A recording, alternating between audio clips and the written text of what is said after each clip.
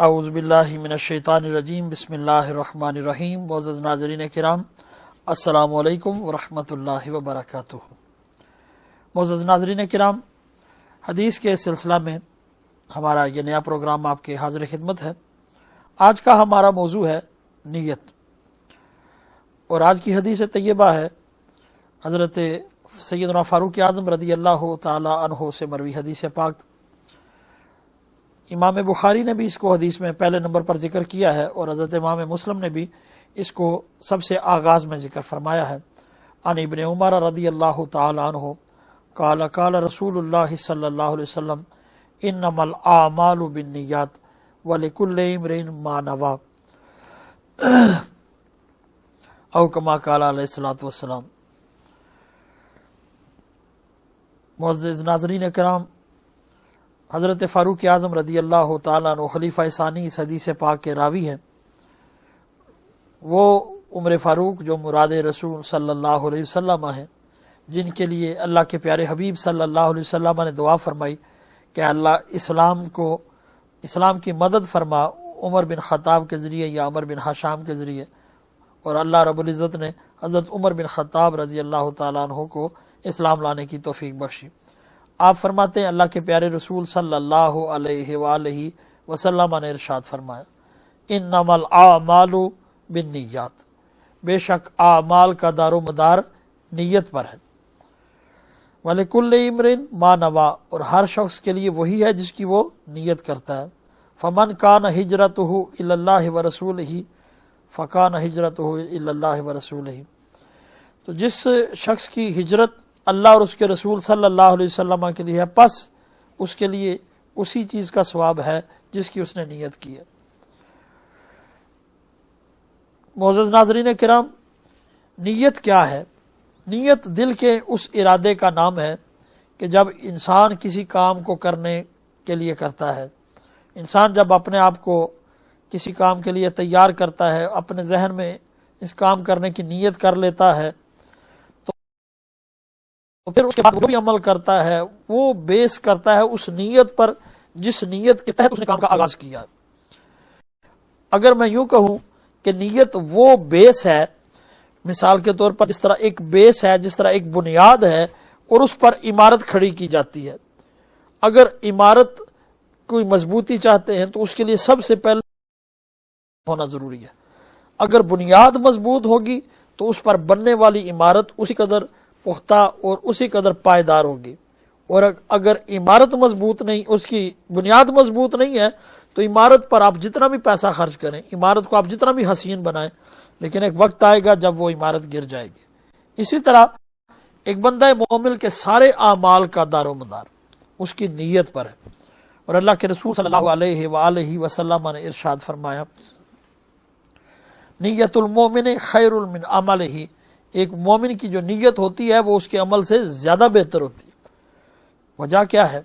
ہونا تو عمل چاہیے، عمل بہتر ہے، نیت تو ارادے کا نام ہے، لیکن نیت اس لیے بہتر ہے چونکہ نیت میں دکھاوا نہیں،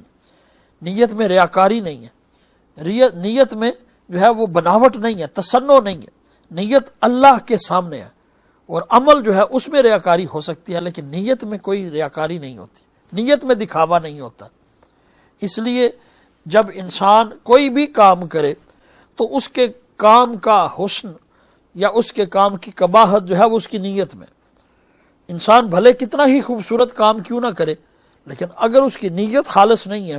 اگر اس کی نیت اچھی نہیں ہے، تو اللہ کی بارگاہ میں وہ کام ہرگز مقبول و منظور نہیں ہوتا۔ اللہ کے پیارے حبیب صلی اللہ علیہ وآلہ وسلم نے فرمایا قیامت کے دن جو حساب و کتاب ہوں گے، اس میں فرمایا سب سے پہلا جو حساب ہوگا وہ ایک عالم کا ہوگا، ایک ایسے بندے کا جس کو اللہ رب العزت نے دین کا علم دیا، اور وہ اس دین کے علم کے ذریعے سے وہ اپنے معاملات کو بھی طے کرتا ہے، لوگوں کو بھی جو ہے وہ دین کی تربیت کرتا ہے، لوگوں کو دین کی تعلیم دیتا ہے۔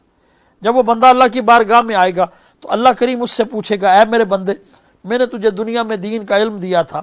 میں نے تجھے دنیا میں اپنی طرف سے خیر کا معاملہ تیرے ساتھ فرمایا تھا، تو نے میری اس نعمت کے ساتھ کیا کیا؟ وہ خیر، وہ بہتری، وہ جو میں نے تجھے عطا کی تھی، بتا اس میں تو نے میرے لیے کیا کیا؟ بندہ عرض کرے گا پروردگار عالم، تو نے مجھے علم عطا کیا، اس علم کی روشنی میں میں تیرے بندوں کو تیرے دین کی دعوت دیتا رہا، وہ لوگ جو تجھے مانتے نہیں تھے میں انہیں تیری توحید کی طرف بلاتا تھا، میں تیری توحید خالص کے دلائل دیتا تھا، میں تیرے دشمنوں سے مناظرے اور مذاکرے کرتا تھا، جو تجھے نہیں مانتے تھے، جو ملحد تھے، میں ان کے ساتھ جو ہے ان کے سامنے تیری توحید کے دلائل رکھتا تھا، میں انہیں بتاتا تھا کہ خدا واحد خدا لا شریک جو ہے وہ اس دنیا میں موجود ہے، اس دنیا میں اگر تم آئے ہو تو اس وقت تک تمہارے لیے نجات ممکن نہیں ہے جب تک اس خدا واحد پر ایمان نہ لے آؤ،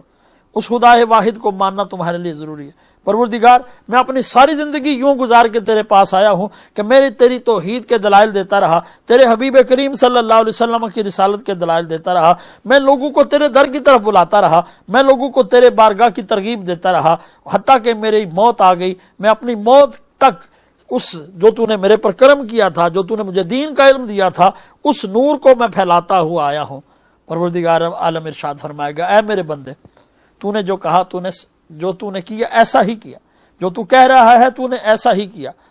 لیکن اس میں کہیں بھی میری رضا مطلوب نہیں تھی، بلکہ تمہاری خواہش یہ تھی کہ لوگ تمہیں عالم کہیں، لوگ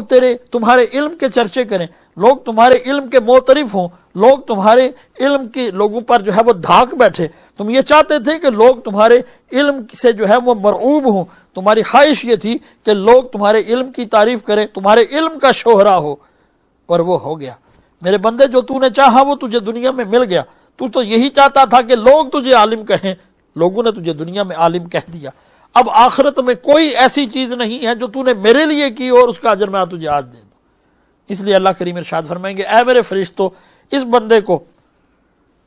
پاؤں سے گھسیٹو اور ناک کے بل گھسیٹتے ہوئے اس کے پاؤں میں زنجیر ڈالو اور ناک کے بل گھسیٹتے ہوئے اسے دوزخ میں پھینک دو۔ حضور فرماتے ہیں اسے دوزخ میں پھینک دیا جائے گا۔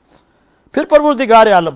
پھر زمین و آسمان کا بادشاہ، پھر الہ واحد، پھر اللہ رب العزت جس کو بلائے گا وہ شخص ہوگا جسے اللہ نے مال عطا کیا، وہ سخی جو دنیا میں مال خرچ کرتا رہا، جسے دنیا میں اللہ نے صاحب ثروت بنایا۔ اللہ کریم اس سے پوچھے گا، اے میرے بندے بتا تو نے میرے لیے دنیا میں کیا کیا؟ اور وہ عرض کرے گا، پروردگار عالم تو نے مجھے مال دیا، میں نے اس مال کو تیرے بندوں پر خرچ کیا، میں یتیما کی خدمت کرتا رہا، میں مساکین کی خدمت کرتا رہا، میں بیواؤں کی مدد کرتا رہا، میں نے دنیا میں محتاجوں کی مدد کی۔ پروردگار میں نے اس مال کو تیرے بندوں کی بہتری اور بہبود کے لیے لگایا، تیرے بندوں کی فلاح و بہبود پر اس مال کو خرچ کرتا رہا۔ جو مال تو نے مجھے عطا فرمایا، میں اس مال پر جو ہے وہ اس کو روک کر نہیں بیٹھ گیا، بلکہ میں اس کو خرچ کرتا رہا، میں تیرے بندوں کی خدمت کرتا رہا، تیرے بندوں کی فلاح و بہبود پر اسے خرچ کرتا رہا۔ اللہ کریم ارشاد فرمائے گا، میرے بندے تو نے جیسا کہا تو نے ویسا ہی کیا، لیکن تیری خواہش یہ تھی دنیا میں تیری صحابت کا شہرہ ہو، لوگ تجھے سخی کہیں، لوگ تجھے بڑا ان داتا کہیں، لوگ تجھے بڑا دینے والا کہیں۔ تیری خواہش یہ ہوتی تھی کہ لوگ کہیں کہ تو بڑا دانی ہے، تو بڑی سخاوت کرنے والا ہے، تو بڑا دریا دل ہے، تو بڑا حاتم طائی اپنے آپ کو کہلوانا چاہتا تھا۔ دنیا میں تو نے کہلوا دیا، تو چاہتا تھا لوگ تیری تعریف کریں، لوگوں نے کر دی۔ تو نے چاہا تھا دنیا میں تیری شہرت ہو، وہ ہو گئی، لیکن تیری نیت میں کہیں بھی میری رضا شامل نہیں تھی۔ تو نے کوئی ایک عمل بھی ایسا نہیں کیا جو میرے لیے ہوتا، تو نے تو لوگوں سے تعریف چاہی، لوگوں نے کر دی، لہٰذا آخرت میں آج تیرے لیے کوئی حصہ نہیں ہے۔ اے میرے فرشتوں، اس شخص کی ٹخنوں میں، اس شخص کے پاؤں میں زنجیر ڈالو اور اس کو ناک کے بل گھسیٹتے ہوئے دوزخ میں پھینک دو۔ اللہ کے رسول صلی اللہ علیہ وسلم فرماتے ہیں پھر اس شخص کو دوزخ میں پھینک دیا جائے گا۔ پھر اللہ کریم اس شخص کو بلائیں گے جس نے اللہ کی راہ میں شہادت حاصل کی ہوگی۔ شہید کتنا بڑا درجہ ہے، شہادت کتنا بڑا مقام ہے۔ اللہ رب العزت نے ارشاد میں وَلَا تَقُولُوا لِمَن يُقْتَلُ فِي سَبِيلِ اللَّهِ أَمْوَاتٌ، وہ لوگ جو اللہ کی راہ میں قتل کیے جائیں انہیں مردہ کہو نہ۔ اور ایک جگہ فرمایا وَلَا تَحْسَبَنَّ الَّذِينَ قُتِلُوا فِي سَبِيلِ اللَّهِ أَمْوَاتًا، یہ نہیں ہے کہ کہنا نہیں بلکہ گمان بھی نہیں کرنا ہے، ان لوگوں کو مردہ گمان بھی نہ کرو جو اللہ کی راہ میں شہید ہو جائے۔ اور یہ شہادت کتنا بڑا مقام ہے۔ اللہ کے پیارے حبیب صلی اللہ علیہ وآلہ وسلم فرماتے ہیں جب کوئی شخص اللہ کی راہ میں شہید کیا جاتا ہے، ابھی اس کے خون کا پہلا قطرہ زمین پر نہیں گرنے پاتا ہے اور وہ جنت میں اپنا ٹھکانہ دیکھ لیتا ہے۔ اتنا بڑا اعزاز، اتنا بڑا انعام کہ جسے اللہ رب العزت نے قرآن میں ارشاد فرمایا اولئک الذین انعم اللہ علیہم من النبیین والصدیقین والشہداء والصالحین، اللہ کے انعام یافتہ لوگوں میں تیسرے درجے کا بندہ شہید کہلاتا ہے۔ اور وہ شہید جب اللہ کی بارگاہ میں لایا جائے گا تو اللہ کی بارگاہ میں اللہ رب العزت اسے کھڑا کریں گے اور اسے پوچھیں گے بتا میرے بندے تو نے میرے لیے کیا کیا، اور وہ شہید کہے گا پروردگار عالم میں تیرے دین کے لیے لڑتا رہا، میں اعلاء کلمت اللہ کے لیے لڑتا رہا، میں تیرے دین کی سربلندی کے لیے لڑتا رہا، میرے پروردگار میں تیرے دشمنوں سے لڑتا رہا، میں تیرے دین کی خاطر تیرے دشمنوں سے ایسا لڑا کہ میں نے اپنی جان بھی تیری بارگاہ میں اس کے سپرد کر دی، میں اپنے خون کے آخری قطرے تک جو ہے وہ تیرے دین کی سربلندی کے لیے لڑا، میری زندگی کا مقصد تیرے دین کی سرفرازی، میں اسی لیے مسلمان، میں اسی لیے نمازی، پروردگار میں نے تو اپنی ساری زندگی حتیٰ کہ اپنی جان بھی تیری راہ میں جو ہے خرچ کر دی۔ اللہ رب العزت ارشاد فرمائے گا او میرے بندے، تو نے جو کہا تو نے سچ کہا کہ تو نے ایسا ہی کیا، لیکن تیرا کرنے کا مقصد مجھے راضی کرنا تو ہرگز نہ تھا، تیرا مقصد یہ تھا کہ لوگ تجھے جو ہے وہ شہید کہیں، لوگ تجھے بہادر کہیں، تیرے لڑنے کا مقصد یہ تھا کہ لوگوں میں تیری بہادری کی دھاک بیٹھی، تیرے لڑنے کا مقصد یہ تھا کہ لوگ تیری تعریف کریں، تیرے لڑنے کا مقصد یہ تھا کہ لوگوں میں تیرا شہرہ ہو، لوگوں میں تیری شہرت ہو، اور وہ دنیا میں ہو گیا، دنیا میں لوگوں نے تعریفیں بھی کی، تیری شہرت بھی ہوئی، تیری بہادری کے قصیدے بھی لکھے گئے، تیری شان میں جو ہے وہ نظمیں بھی لکھی گئیں، تیری مثالیں بھی دنیا میں دی گئیں، تیرے نام پر آرٹیکلز بھی لکھے گئے، وہ سارا کچھ دنیا میں تھا اور وہ دنیا میں ہو گیا، لیکن آخرت میں ایسا کوئی بھی عمل نہیں ہے کہ جو تو میری بارگاہ میں پیش کر سکے۔ تو نے یہ سارا کچھ کیا تو صحیح، لیکن اس لیے کیا تاکہ لوگ تمہاری تعریف کریں، لہٰذا لوگوں نے تمہاری دنیا میں تعریف کر دی، اب آخرت میں تمہارے لیے کوئی اے میرے فرشتوں، اس شخص کے ٹخنوں میں زنجیر ڈالو، اس کے پاؤں میں زنجیر ڈالو اور اسے ناک کے بال گھسیٹتے ہوئے دوزخ میں پھینک دو۔ اللہ کے پیارے حبیب صلی اللہ علیہ وآلہ وسلم ارشاد فرماتے ہیں پھر اس شخص کو دوزخ میں پھینک دیا جائے گا۔ معزز ناظرین کرام، یہ بظاہر کتنے خوبصورت اعمال ہیں، بظاہر یہ کتنے اچھے اعمال ہیں۔ شہید ہونا کیا چھوٹا درجہ ہے؟ کیا مال کو خرچ کرنا، مال کمانا اور پھر اللہ کی راہ میں خرچ کرنا کوئی چھوٹا کام ہے؟ کیا یہ آسان کام ہے کہ علم حاصل کرنا اور پھر دن رات جو ہے وہ دین کے لیے دوڑتے رہنا یہ کوئی آسان کام ہے؟ یہ کوئی چھوٹا کام ہے؟ یہ تینوں کام دیکھنے میں بہت بڑے ہیں، یہ بڑے اعلیٰ درجے کے کام ہیں، لیکن اللہ کی بارگاہ میں راندہ درگاہ کیوں ہوئے؟ وجہ یہ ہے نیت میں دکھاوا ہے، نیت میں تصنع ہے، نیت میں بناوٹ ہے، نیت یہ ہے کہ لوگ مجھے کہیں۔ جب انسان کی نیت میں یہ بات آ جائے کہ لوگ مجھے میری تعریف کریں تو پھر کتنا ہی خوبصورت عمل کیوں نہ ہو، وہ دیکھنے میں تو خوبصورت ہے لیکن اللہ کی بارگاہ میں اس کا کوئی اجر نہیں۔ جس طرح میں بھی کچھ لوگوں کی یہ خواہش ہوتی ہے کہ وہ نیکی بھی کریں تو پروجیکشن کے لیے کریں، نیکی بھی اس لیے کریں کہ لوگ ان کو صحیح کہیں۔ وہ 1 روپیہ بھی دیتے ہیں تو 10 بندے ساتھ کھڑے ہو کر تصویر بناتے ہیں، غریبوں کی جو ہے وہ عزت نفس کا مذاق اڑاتے ہیں۔ تو ایسے سارے اعمال بھلے دیکھنے میں کتنے ہی اچھے کیوں نہ ہو لیکن اللہ کی بارگاہ میں سے ان کے اجر کی امید نہیں کی جا سکتی ہے۔ اللہ کے پیارے حبیب صلی اللہ علیہ وآلہ وسلم کی بارگاہ میں 2 اشخاص کا ذکر کیا گیا کہ ایک شخص آیا رات کے وقت، اس نے دیکھا کہ ایک کنواں ہے اور کنواں جو ہے اس کے پاس کوئی ایسی جگہ نہیں ہے، ایسی چیز نہیں ہے کہ جس کے ساتھ جانور کو باندھا جا سکے، جس کے ساتھ جانور کوئی باندھ کر کوئی پانی حاصل کر سکے، کیونکہ اگر وہ کوئی آتا ہے اور آ کر جانور کو اپنے کو وہاں چھوڑتا ہے تو پھر پانی نکالنے کے لیے جاتا ہے تو جانور بھاگ جاتا ہے۔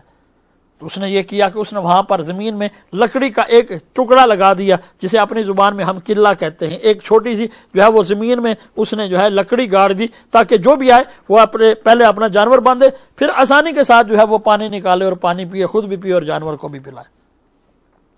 اللہ کے پیارے حبیب صلی اللہ علیہ وسلم فرماتے ہیں اس کو اس کا اجر ملے گا۔ پھر دوسرے شخص کا ذکر ہوا، وہ آیا اور آ کے اس نے دیکھا کہ یہ کنویں کے پاس یہ لکڑی کا ٹکڑا لگا ہوا ہے، لیکن یہاں سے کسی کو بھی اگر ٹھوکر لگی تو وہ کنویں کے اندر جا کے گرے گا۔ رات کی تاریکی میں اگر یہ کسی کو نظر نہ آیا تو وہ کیا کرے گا؟ اس کو ٹھوکر لگے گا، وہ کنویں میں جا کے گرے گا۔ اس نے وہ اس لکڑی کے حصے کو، لکڑی کے چھوٹے ٹکڑے کو، وہ اس قلعے کو اس نے اکھاڑ کے پھینک دیا۔ اللہ کے رسول صلی اللہ علیہ وسلم نے فرمایا اس لگانے والے کو بھی اجر ملے گا، اس اکھاڑنے والے کو بھی اجر ملے گا۔ دیکھنے میں دونوں کام ایسے ہیں جو بالکل الٹ ہیں، ایک رہا ہے دوسرا اسے کھیڑ رہا ہے، لیکن اجر دونوں کے لیے ہے۔ وجہ کیا ہے؟ کیونکہ دونوں کی نیت اچھی ہے، بھلے وہ کام دیکھنے میں دونوں ایک دوسرے کے مخالف ہیں۔ ایک لکڑی جو ہے وہ زمین میں گاڑ رہا ہے تو اس بھی اجر، جو اکھیڑ رہا ہے تو اس کے لیے بھی اجر۔ وجہ کیا ہے؟ دونوں کی نیت میں حسن ہے، ان کی نیت میں خوبصورتی ہے۔ ایک اس لیے لگا رہا ہے تاکہ جو بھی آئے اپنی سواری کو باندھے اور پانی نکالے، اور دوسرا اس لیے اکھاڑ رہا ہے کہ رات کی تاریکی کی وجہ سے اگر کسی کو ٹھوکر لگی تو وہ جا کے کنویں میں گرے گا۔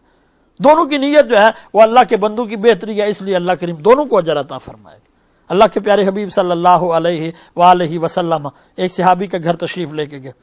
جب صحابی کے گھر تشریف لے کے گئے، صحابی نے عرض کی یا رسول اللہ، یہ میں نے نیا گھر بنوایا ہے، آپ ذرا اس کو ملاحظہ فرمائیے۔ اللہ کے پیارے حبیب صلی اللہ علیہ وسلم گھر کو ملاحظہ فرما رہے تھے، دیکھ رہے تھے، تو ایک کھڑکی آئی تو اللہ کے رسول صلی اللہ علیہ وسلم نے فرمایا یہ یہاں کھڑکی رکھی، تو اس نے کہا اس لیے یا رسول اللہ کہ تازہ ہوا ہے۔ اللہ کے رسول صلی اللہ علیہ وسلم نے فرمایا اگر تو یہ کہہ دیتا یہ کھڑکی اس لیے رکھی ہے تاکہ اس میں سے اذان کی آواز آئے، تجھے ہوا بھی ملتی رہتی اور اس حسن نیت کا تجھے اجر بھی ملتا رہتا،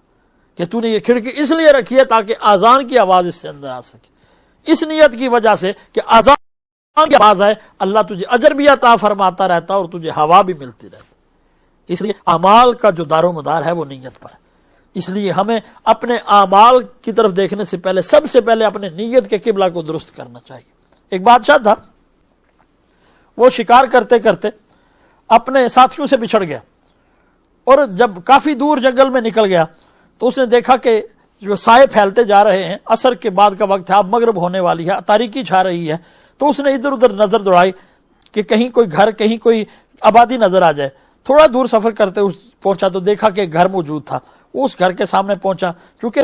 شکاری لباس میں تھا تو نہ گھر والوں نے پہچانا یہ کون ہے، نہ اس نے اپنی خود شناخت کرائی۔ جا کے دروازے پہ دستک دی تو گھر سے لوگ نکلے، تو انہوں نے پوچھا تم کون ہو؟ کہنے لگا جناب مسافر ہوں، شکار کر رہا تھا، شکار کرتے ہوئے نکلا ہوں، تو اگر آپ برا نہ منائیں تو ایک رات یہاں گزار سکتا ہوں۔ انہوں نے کہا اچھا ہے، مسافر ہو تو آ کے رات گزار لو ہمارے ساتھ۔ اب نہ گھر والوں نے اسے پہچانا تھا چونکہ وہ تو شکاری لباس میں تھا، اور نہ جو ہے اس نے اپنا خود تعارف کرایا۔ وہ جا کر بیٹھ گیا، چارپائی پر بیٹھا ہوا تھا، تو اس نے کیا دیکھا کہ جو اس کے گھر کا مالک ہے، جو میزبان ہے، اس نے کیا کیا کہ اس نے اپنی گائے کا دودھ دونا شروع کر دیا، گائے کا دودھ نکالنا شروع کر دیا۔ اب وہ گائے کا دودھ نکال رہا ہے، اور جو بادشاہ ہے وہ جو ایک عام شکاری کے لباس میں بیٹھا ہے وہ حیران ہے، دیکھ رہا ہے کہ دودھ نکلے ہی جا رہا ہے، نکلے ہی جا رہا ہے، ختم ہونے میں نہیں آ رہا۔ اس نے اس اپنے میزبان سے، اس دیہاتی سے کہا بھئی یہ بڑی اعلیٰ نسل کی گائے تمہارے پاس ہے، یہ بڑا زیادہ دودھ دیتی ہے۔ اس نے کہا ہاں میرے مہمان، یہ میری گائے جو ہے بڑی اعلیٰ نسل کی ہے، یہ بڑا اچھا دودھ دیتی ہے، یہ بڑی جو ہے وہ اس کے اعلیٰ نسل کی ہے، اور اس کا دودھ جو ہے یہ باقی گایوں کی نسبت زیادہ، یہ دگنا دودھ دیتی ہے۔ اس نے بادشاہ نے دودھ پیا۔ رات کے وقت اس نے دل میں ارادہ کیا کہ کیوں نہ میں ایسا کروں کہ جب میں صبح جاؤں تو میں یہ گائے ساتھ لے جاؤں، میں اس کو جو ہے رقم دے دوں گا، اگر نہیں دے گا تو پھر میں اس کو کہوں گا میں بادشاہ ہوں، کیسے نہیں دے گا۔ ابھی یہ رات کو اس نے نیت کی، سوچا، پھر سو گیا۔ صبح جب نماز کے لیے اٹھے، نماز پڑھنے کے بعد بیٹھے ہوئے تھے تو میزبان نے پھر کہا کہ جناب بادشاہ سلامت، آپ کے لیے دودھ اس نے میرے مہمان آپ کے لیے دودھ نکالتا ہوں۔ اب وہ دودھ نکالنے لگا تو اس نے دیکھا کہ دودھ بڑا تھوڑا نکل رہا ہے۔ بادشاہ حیران ہو رہا ہے کہ یہ اتنا تھوڑا دودھ نکل رہا ہے، رات کو تو اس نے اتنا زیادہ دودھ نکالا تھا۔ اب وہ تھوڑا سا جب دودھ نکلا اور جو دیہاتی تھا وہ اٹھنے لگا تو اس نے کہا بھئی کیا ہوا، رات کو تو تمہاری گائے نے بڑا اچھا دودھ دیا تھا، کیا تمہاری گائے رات کے وقت یہ اتنا زیادہ دودھ دیتی ہے؟ اس نے کہا جی نہیں، یہ رات کو بھی دیتی ہے اور صبح بھی۔ تو اس بادشاہ نے جو کہ شکاری کے لباس میں بیٹھا تو نے کہا پھر کیا وجہ ہے، اس وقت اس نے اتنا کم ہی دودھ کیوں دیا ہے؟ تو اس میزبان نے، اس دیہاتی نے کہا وجہ یہ ہے کہ ہمارے ملک کے بادشاہ نے لگتا ہے کسی پر ظلم کرنے کا ارادہ کر لیا ہے، اور جب کوئی ظلم کا ارادہ ہی کرے، ظلم کی نیت ہی کرے تو پھر اس کی نحوست یہ ہوتی ہے کہ اللہ رزق کم کر دیتا ہے۔ نیتوں کا حسن اور نیتوں کی قباحت اس قدر جو ہے وہ معنی رکھتی ہے۔ ہماری اکثر بیماریاں، ہماری اکثر پریشانیاں اور ہماری اکثر جو ہے وہ وساوس جو ہیں وہ ہماری جو ہے وہ نیت کے خراب ہونے کی وجہ سے ہوتے ہیں۔ اس لیے اللہ کے پیارے رسول صلی اللہ علیہ وآلہ وسلم نے ارشاد فرمایا انما الاعمال بالنیات، بے شک اعمال کا دار و مدار نیتوں پر ہے۔ نیت اچھی ہوگی تو عمل دیکھنے میں کسی کو نہ بھی اچھا لگے لیکن نیت کے حسن کی وجہ سے اللہ کی بارگاہ میں مقبول ہو جائے گا، اور اگر نیت جو ہے اس میں خلوص نہ ہو تو پھر